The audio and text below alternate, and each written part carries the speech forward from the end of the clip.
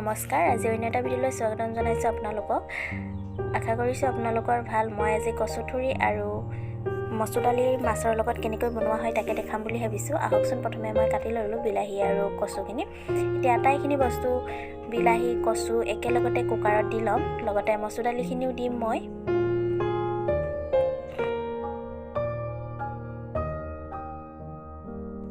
জোখ অনুসৰি আপোনালোকে হালধি নিমখ দিব যিমান পৰিমাণৰ মচুৰ দালি আৰু কচু লৈছে সিমান পৰিমাণৰ দি ল'ব এতিয়া মই এটাইখিনি কুকাৰত উঠাই দিম মই 5-6টা মান চিটি মাৰি ল'ম আপোনালোকৰ নিজৰ জোখত যেটা চিটি মাৰি ল'ব পাৰিব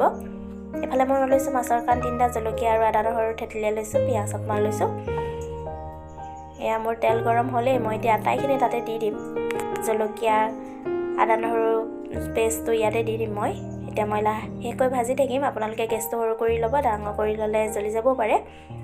এয়া দেখিছেনে আটাইখিনি মই ভাজি ল'ম মোৰ ৰঙচুৱা পৰিছে মই আদা নহৰু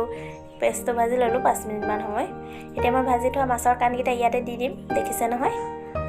অলপ 5 মিনিট ভাজি ল'ম এয়া মই বইল কৰি থৈছিলোঁ যে কুকাৰত ইমান ধুনীয়াকৈ বইল হৈ আছে এতিয়া আটাইখিনি মই ইয়াতে ঢালি দিম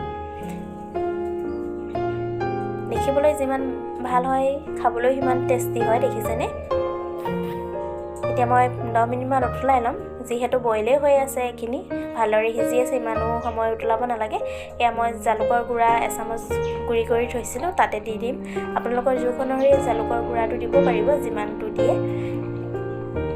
এয়া দেখিছেনে দেখিবলৈ বিৰাট ধুনীয়া হৈছে খাবলৈ সিমান টেষ্টি হয় আজিলৈ আহোঁ